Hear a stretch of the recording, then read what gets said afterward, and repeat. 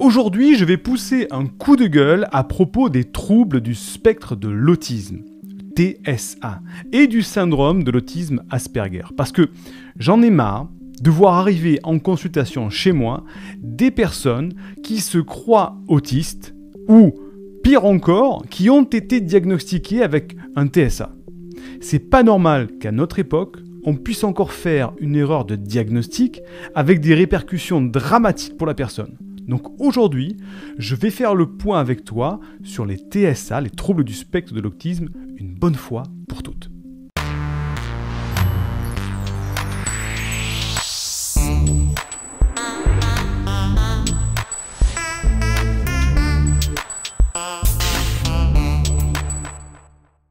Je te souhaite la bienvenue, je suis Siegfried C, neurothérapeute spécialisé dans l'accompagnement des surdoués et j'ai fondé l'université des hauts potentiels dans laquelle nous les aidons à s'épanouir avec leur douance pour, je l'espère, co-créer un monde meilleur.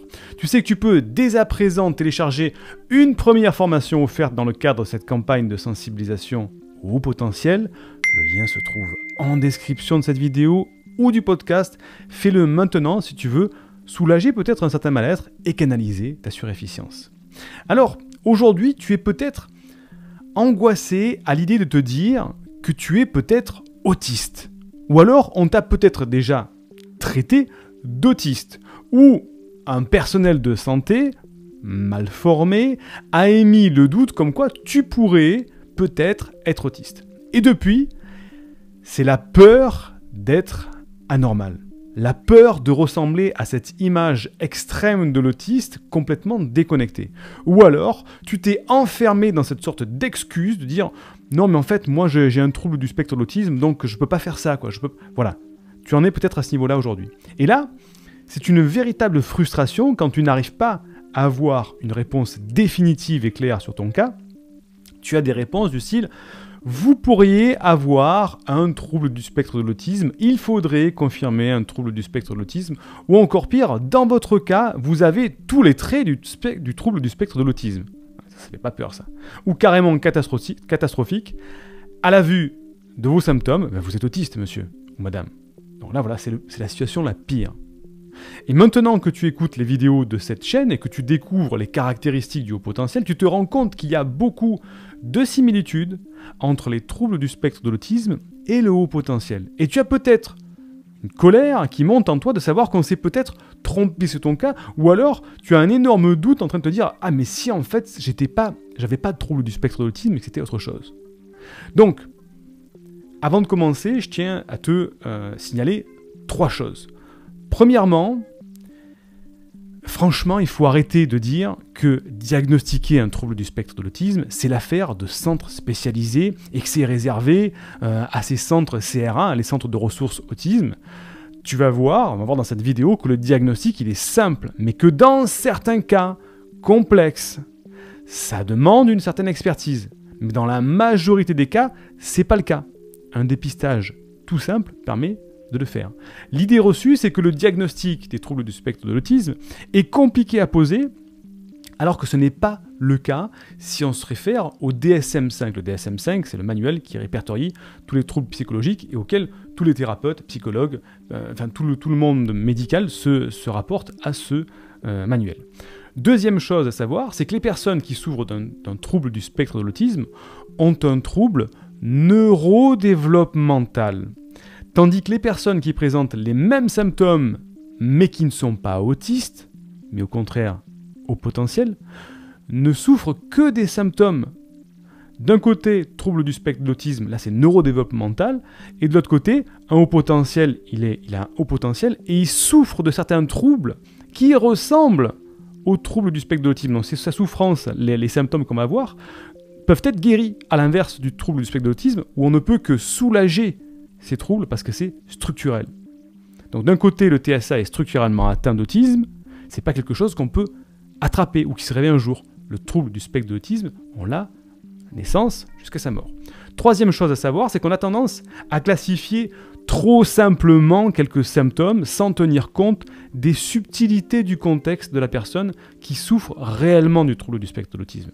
Et c'est normal parce que lorsqu'on regarde la définition du DSM-5, le manuel, à propos des troubles du spectre de l'autisme, quasiment tout le monde rentre dans la description des symptômes parce qu'ils ne sont pas assez spécifiques. Alors j'exagère quand je dis tout le monde, c'est pas tout le monde, mais tous ceux qui souffrent de petits troubles, de petits TDAH ou de troubles anxieux, on va le voir.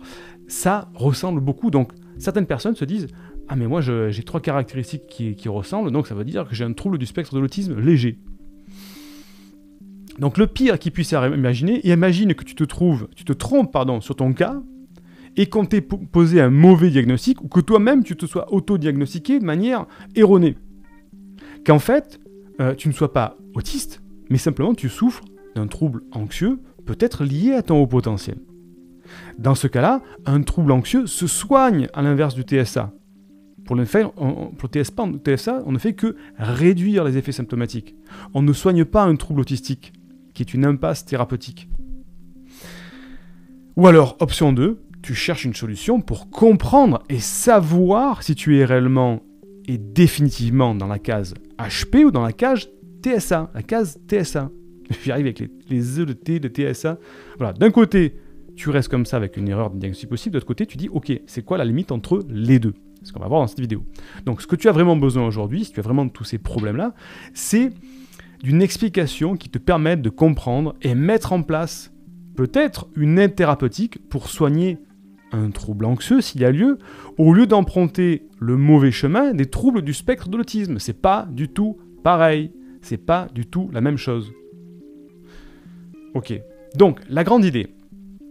Déjà, premièrement, prends note que l'appellation syndrome d'Asperger n'est plus utilisée depuis la publication du DSM-5 en 2013, puisqu'il est inclus dans le trouble du spectre de l'autisme, TSA, et que ses particularités sont précisées au moyen de différents spécificateurs. Donc, Asperger, ça fait partie des troubles du spectre de l'autisme. Ok, jusque-là, on est clair et simple. Les autres causes possibles aux symptômes du trouble du spectre de l'autisme. Qu'est-ce qu'il y a comme chose qui ressemble aux symptômes du trouble du spectre de l'autisme? Eh bien, il y a les troubles anxieux. Troubles anxieux, on y est presque tous dedans. Les hauts potentiels, ils sont à 99% dedans. Il y a les troubles obsessionnels compulsifs, les TOC.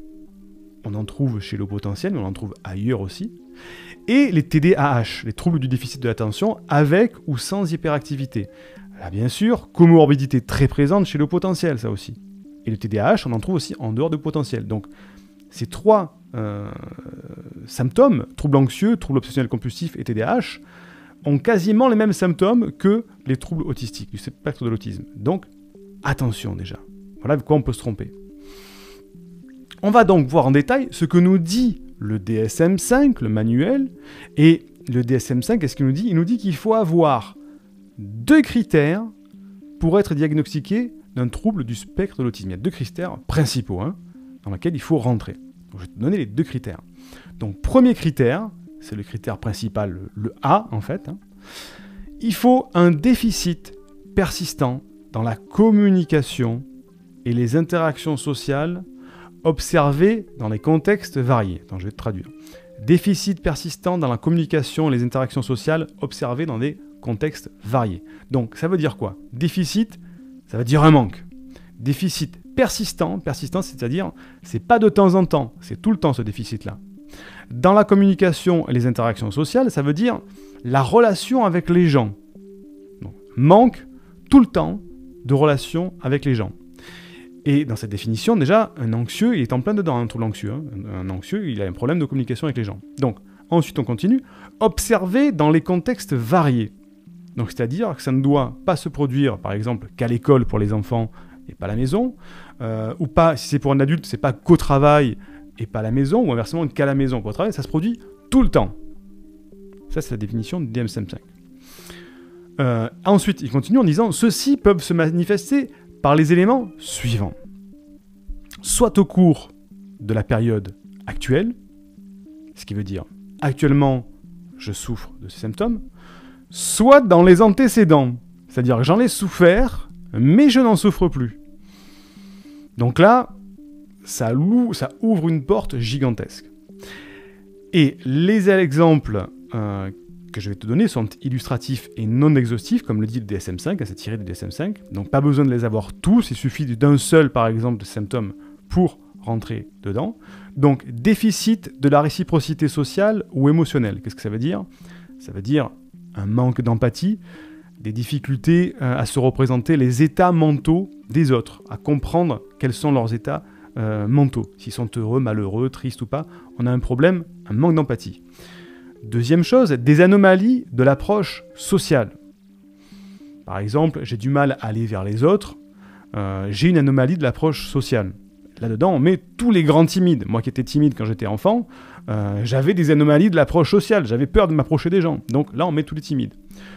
D'une incapacité à la conversation bidirectionnelle. Qu'est-ce que ça veut dire? Une incapacité, tout simplement une incapacité à entretenir une conversation, bidirectionnelle, dans un sens, dans l'autre. Je parle, tu me réponds, je te réponds, tu me parles. Donc c'est une incapacité à la conversation bidirectionnelle. A des difficultés à partager les intérêts. C'est-à-dire que la personne n'arrive pas à partager ses passions et à reconnaître celles des autres. Elle a du mal à communiquer par rapport à ça. A des difficultés aussi à partager les émotions et les affects. Jusqu'à une incapacité d'initier des interactions sociales et d'y répondre dans les cas graves, dans les cas extrêmes, je veux dire. Donc là, c'est dans les cas extrêmes, il n'y a plus de communication. Donc des difficultés à partager les émotions. Mais je ne parle pas de mes émotions ou je ne sais pas en parler correctement. Ça, c'est le petit critère A1. Après, on a le critère A2. A2, donc le critère 1, c'est déficit persistant dans la communication, les interactions sociales. Petit 2, c'est un déficit des comportements de communication non verbaux utilisés au cours des interactions sociales, allant par exemple d'une intégration défectueuse entre communication verbale et non verbale. T'inquiète pas, je vais t'expliquer ce que ça veut dire. Explication maintenant. Déficit, toujours pareil, c'est manque. Déficit des comportements de communication non verbaux utilisés au cours des interactions sociales. Ça veut dire des problèmes à sourire, à exprimer ses émotions sur le visage. Des comportements de communication, c'est je me communique avec mon non-verbal au cours des interactions sociales, c'est-à-dire que quelqu'un me fait une blague, je suis censé sourire, mais là je ne souris pas. Voilà, c'est des problèmes à sourire, à exprimer ses émotions, enfin sourire, tristesse, etc. Je continue. Allant par exemple d'une intégration défectueuse entre communication non-verbale et verbale.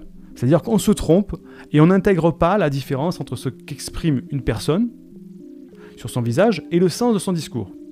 C'est-à-dire que je crois que la personne est heureuse alors qu'en fait elle est triste. Et j'ai pas bien compris si bien sûr je souffre d'un trouble du spectre de l'autisme. Donc ça, c'est un problème. A aussi des anomalies de contact visuel et de langage du corps. C'est-à-dire que, par exemple, je ne regarde pas dans les yeux. Là, on y met tous les timides. Tous les timides ne regardent pas trop dans les yeux. Ou alors, je me balance un petit peu avec le corps lorsque je suis anxieux.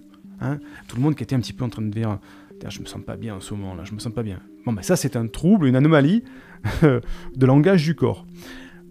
Autre, je continue la définition, a des déficits dans la compréhension et l'utilisation des gestes. Là encore, c'est pareil, c'est l'incompréhension du non-verbal. Si quelqu'un veut faire un câlin, un hug, et elle ne comprend pas trop pourquoi la personne veut lui faire un hug, elle n'a pas trop compris, si elle souffre d'un TSA bien sûr.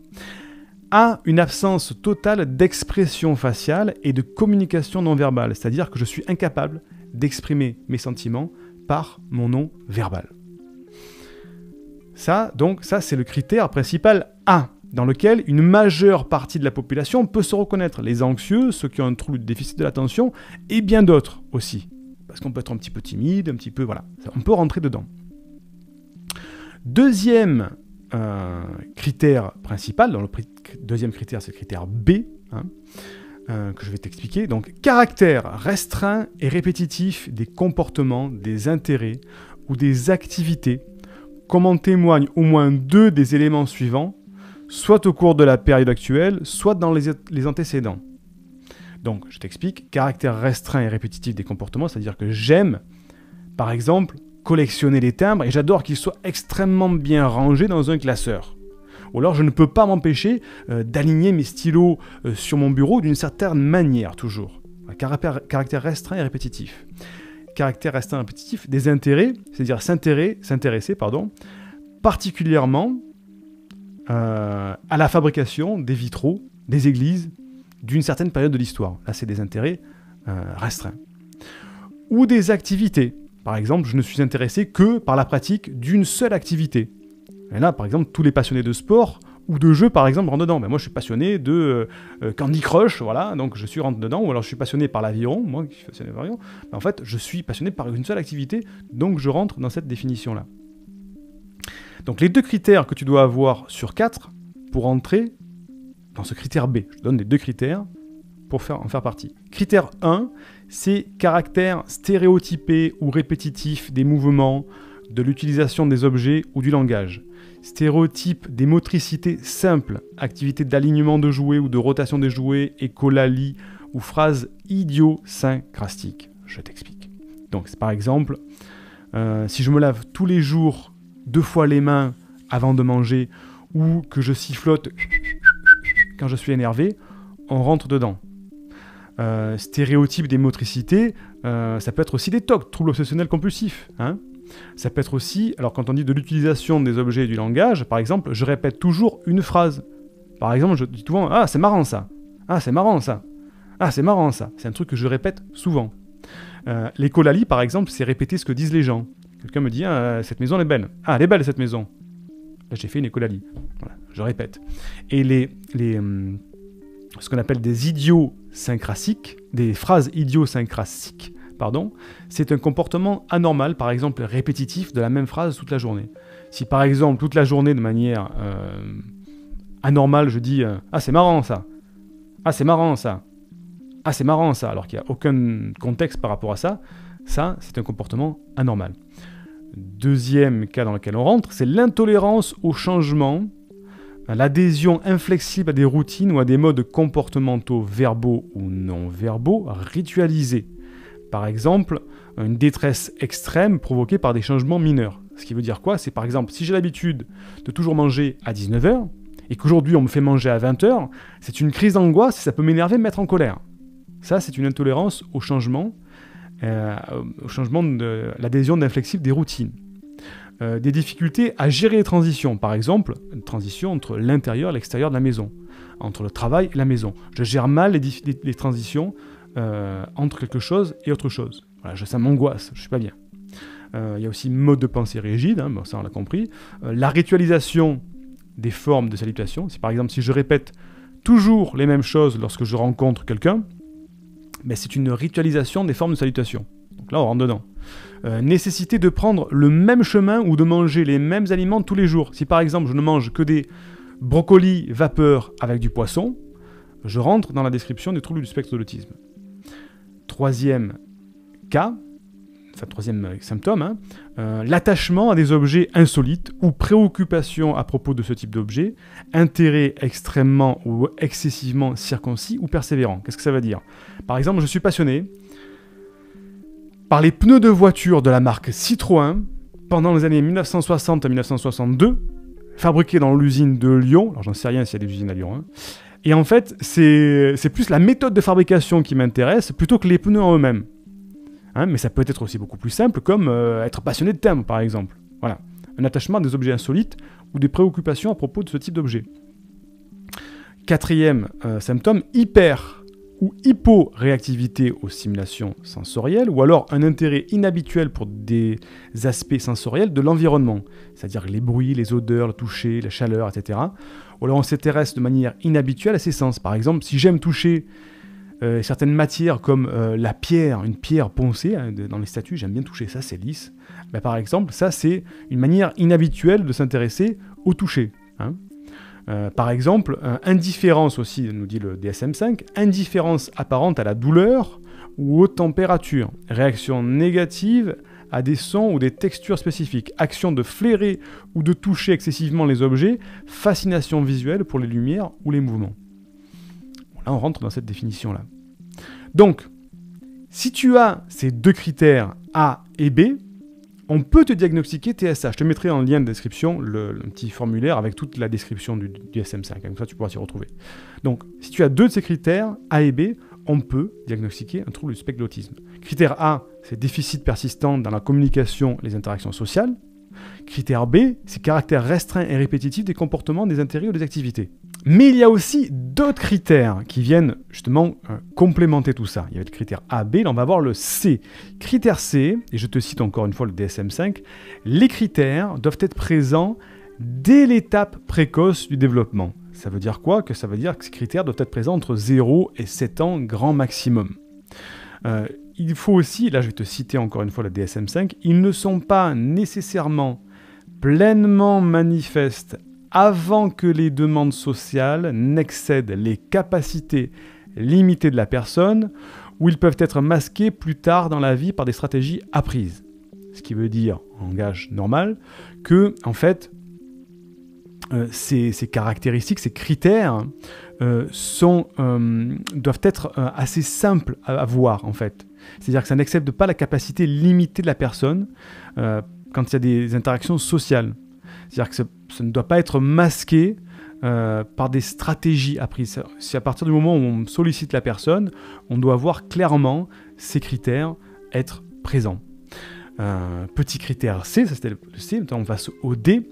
Les symptômes occasionnent un retentissement clinique significatif sur le fonctionnement social, scolaire, professionnel ou dans d'autres domaines importants. Ce qui veut dire que c'est significatif, c'est-à-dire qu'on voit les problèmes clairement, hein. C'est pas juste peut-être que, c'est clairement. Et aussi, c'est-à-dire que si tu as tous les troubles que je viens de te décrire, mais que ça n'a pas un impact significatif dans ta vie, tu ne rentres pas dans les critères. Ce n'est pas handicapant. C'est-à-dire qu'on peut avoir ces troubles-là, mais on a peut-être un petit peu tous ces troubles-là. Mais il faut que ça devienne vraiment significatif, handicapant dans ta vie, pour qu'on prenne en compte ce trouble-là. C'est bien différent. Petit critère E, ces troubles ne sont pas mieux expliqués par un handicap intellectuel ou un retard global du développement. Donc, s'il n'y a pas une meilleure explication par un handicap intellectuel ou un retard, ben, effectivement, on prend en compte ces troubles. Sinon, c'est autre chose. La déficience intellectuelle et le trouble du spectre autistique sont fréquemment associés. Voilà. Pour permettre un diagnostic de comorbidité entre un trouble du spectre autistique et un handicap intellectuel, l'altération et la communication sociale doivent être supérieures à ce qui serait attendu pour le niveau de développement général de la personne. C'est-à-dire que, effectivement, si on prend le niveau de développement général et par rapport à ce qu'on doit s'attendre par rapport au niveau de développement de la personne, eh bien, il faut que ce trouble-là soit vraiment, comment dire, présent, ferme, visible et supérieur à ce qui serait attendu pour le niveau de développement général. Donc, lorsqu'on est un thérapeute avec une certaine expertise ou un médecin formé, on peut diagnostiquer assez facilement un TSA, un trouble du spectre autistique, en se référant à ce que dit le DSM-5.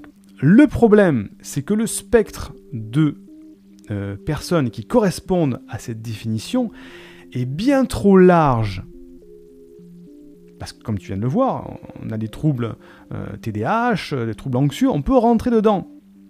Et on assiste donc, et là c'est là où je vais en venir et c'est très important, on assiste donc à des dérives personnelles ou à des erreurs de diagnostic, comme je te le disais au début.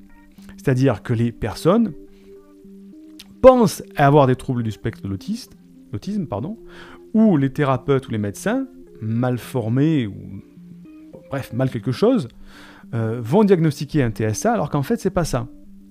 Donc, ça nous amène, nous, thérapeutes, à éduquer, à sensibiliser, à informer le public dont tu fais partie, au fait que ces symptômes peuvent se retrouver dans d'autres troubles, et pas uniquement dans les troubles du spectre de l'autisme. Parce que les troubles anxieux se soignent pour une grande partie des patients, à l'inverse des TSA, qui eux, on ne soigne pas l'autisme. On va amoindrir, on va atténuer les symptômes, mais on ne peut pas soigner, tandis que les troubles anxieux, par exemple, on les soigne. Et soigner ces comorbidités permettent à certaines personnes qui souffrent du TSA de vivre beaucoup mieux, et voire même de ne plus rentrer dans la définition des troubles du spectre de l'autisme que je viens de te donner. Parce qu'effectivement, on va réduire toutes ces comorbidités, TDAH, ou sans H, hein, trouble du déficit de l'attention avec ou sans hyperactivité, le trouble anxieux. Et ça, comme ce sont des comorbidités qui vont avec le TSA, si on réduit ces comorbidités-là, peut-être que les symptômes ne correspondront plus à la définition du TSA. Donc en fait, la personne peut très bien ne plus rentrer dans le cadre du TSA. Et là, ça m'amène à parler plus largement de neurodiversité, c'est-à-dire qu'un symptôme peut avoir un effet négatif comme un effet positif. Là, tu es en train de te dire, mais qu'est-ce qu'il me raconte Siegfried? C'est-à-dire que ceux qui souffrent par exemple de TDAH, le trouble du déficit de l'attention, peuvent transformer leurs symptômes en qualité. C'est-à-dire qu'une personne qui a un trouble du déficit de l'attention, elle va faire attention à tous les détails, elle va être stimulée par tout. Donc par exemple, si tu te retrouves, imaginons que tu es guide en savane africaine, par exemple, et que tu as un TDAH, ben ton TDAH il va être super utile, parce que tu vas repérer tous les détails, tu vas voir le petit serpent qui est caché derrière la pierre, tu vas entendre le lion qui est en train de s'approcher. Voilà, un TDAH, bon là c'est un cas extrême, pas tout le monde veut devenir guide en savane, mais tu comprends le principe, un symptôme peut devenir une qualité à partir du moment où on le prend en compte et qu'on le met, qu'on l'emploie à bon escient. Donc, il ne faut surtout pas s'enfermer dans un autodiagnostic des troubles du spectre de l'autisme. Et si tu te reconnais dans la définition du DSM-5, parce que la définition qu'elle donne est un petit peu trop large. Tu comprends? Et ça ne doit pas non plus devenir une excuse en disant ben, « moi je pense que j'ai un trouble du spectre de l'autisme, donc moi je suis autiste, donc je peux pas faire ça, je peux faire ça, et puis c'est comme ça. » Voilà, puis c'est parce que je pense que j'ai un trouble du spectre de l'autisme. Un trouble du spectre de l'autisme ne définit pas du tout un individu. Notre cerveau ne se résume pas à ça. On a bien plus de nuances, de diversité et de complexité au niveau de notre fonctionnement. Donc, comme je le disais dans le titre, arrête de te focaliser sur les troubles du spectre de l'autisme. J'ai vu plein de vidéos, on m'a transmis plein de vidéos en disant « Siegfried, est-ce que je pense souffrir de ça ?» Ou des personnes qui sont venues en consultation qui m'ont dit « Oui, de toute façon, moi je souffre d'un TSA. » Je dis « Bienveillant ?» Je dis « Oui, mais ça a été diagnostiqué comment ?» Bah non, parce que je me suis reconnu dans les définitions du... Ah, je me suis reconnu. De manière non experte, vous vous êtes reconnu, ok, mais si on allait explorer les comorbidités, est-ce que vous souffrez de TDAH? Est-ce que vous souffrez de troubles anxieux? Et quand on va creuser, ben en fait, la personne, oui, en fait, c'est vrai que ça. Ah, effectivement, en fait, les symptômes, c'est plutôt des symptômes du trouble du déficit d'attention ou les symptômes de troubles anxieux ou de TOC peut-être, et ça, on peut le résoudre. Par contre, si c'est vraiment un trouble du spectre de l'autisme, non, on ne peut pas, c'est pas du tout la même chose. Donc il faut faire très attention et il ne faut pas non plus se laisser dire n'importe quoi. Si quelqu'un vous fait une analyse sauvage, vous a 15 minutes au téléphone, ou vous reçoit 15 minutes dans son cabinet et vous dit « Ah oui, de toute façon, vous, dans les diagnostics, vous êtes vraiment dans les troubles du spectre de l'autisme. » Et qu'elle ne va pas plus loin dans l'exploration, c'est-à-dire qu'elle ne prend pas en compte, par exemple, pour un enfant d'interroger ses parents ou son cercle familial, ou pour une personne d'élargir justement ces symptômes que je viens de t'évoquer et comprendre le contexte social dans lequel se trouve la personne, voir s'il n'y a pas autre chose qui vient influencer tout ça, si elle n'est pas en train de faire un burn-out, si elle n'est pas en train de... Voilà, un thérapeute qui prend la définition simple du DSM-5, il y a énormément de monde, trop de monde qui rentre dedans. Il faut vraiment que la définition, enfin que l'appréciation soit plus large avec un œil expert, justement. Parce que sinon, effectivement, une personne... qui veut faire ça un petit peu rapidement, va dire oui effectivement, le DSM-5 c'est tac tac tac tac tac tac tac, vous avez ça, tac tac tac tac tac tac, oui vous souffrez d'un trouble du spectre de l'autisme, monsieur ou madame. Voilà, merci, au revoir, payez votre consultation et on se reverra plus tard. C'est pas ça. Attention au diagnostic du DSM-5, il est beaucoup trop large, et on a une neurodiversité qui fait que on n'est pas juste des numéros qu'on coche dans des cases d'un questionnaire du DSM-5, hein, comme le test du QI, que j'en parle souvent. Bref, tu m'as compris, c'est quelque chose qui me fait un petit peu frétiller quand je vois trop de gens qui se mettent dans le trouble du spectre de l'autisme, quand je vois des vidéos comme on voit, oui, mais cette personne-là, elle dit qu'en fait, elle est autiste, et en fait, elle est tout à fait normale, mais en fait, quand je regarde un petit peu la personne, 5, 10, 15 minutes de vidéo, je me dis, en fait, elle correspond pas du tout au trouble du spectre de l'autisme, cette personne-là. Elle a plutôt des comorbidités d'autres problématiques. Donc, c'est pas un trouble du spectre de l'autisme. Et comme j'en vois souvent en consultation, j'en vois souvent dans les messages qu'on m'envoie, au bout d'un moment, il faut faire la part des choses et arrêter de vous prendre la tête avec ces troubles du spectre de l'autisme. Il y en a, je ne dis pas qu'il n'y en a pas. Attention, il y a des personnes qui souffrent du trouble du spectre de l'autisme, mais à ce moment-là, on va plus loin, et si le cas devient compliqué, si le cas devient complexe, effectivement, ça vaut le coup d'aller voir un centre spécialisé qui vont pousser des analyses beaucoup plus profondes. Mais un simple thérapeute peut vous faire une analyse experte de dépistage du trouble du spectre de l'autisme. Merci d'être allé jusqu'au bout de cette vidéo, félicitations. Et dis-moi en commentaire si toi tu te reconnais, comment ça t'a fait réagir par ça. Est-ce que tu t'es dans le doute et ça t'a confirmé que tu n'en faisais pas partie? Est-ce qu'au contraire tu pensais en faire partie et maintenant tu te dis en fait c'est peut-être pas ça, c'est peut-être une comorbidité sur d'autres symptômes? Dis-moi ça en commentaire, ça m'intéresse vraiment et puis surtout ça m'intéresse de te faire réagir par rapport à ce sujet qui moi m'énerve un petit peu au bout d'un moment par rapport à ce trouble du spectre de l'autisme et surtout des personnes qui s'enferment en disant non mais moi j'ai un trouble du spectre de l'autisme donc je peux pas faire ça, je suis pas comme ça. On ne s'enferme pas, c'est beaucoup plus large que ça, le cerveau humain est beaucoup plus large que ça. Je te dis un merci, tu as en description de la vidéo ou du podcast un lien vers toute la définition du DSM, du trouble du spectre de l'autisme, comme ça tu pourras l'avoir sous les yeux en même temps que tu regardes la vidéo. Et je te dis à très vite pour une prochaine vidéo. Indique-moi en description à quelle adresse t'as envoyé la formation offerte qui s'intitule « Canalise tes pensées envahissantes et profite de l'instant présent ». Et surtout, partage cette vidéo à une personne de ton entourage que ça pourrait aider. Et n'oublie pas, comme le disait Einstein, la folie c'est de faire toujours la même chose et de s'attendre à un résultat différent. Si tu veux t'épanouir avec ta douance, c'est le moment d'utiliser le bon mode d'emploi, celui qui fonctionne avec toi, et de changer pour faire de cette terre un monde meilleur.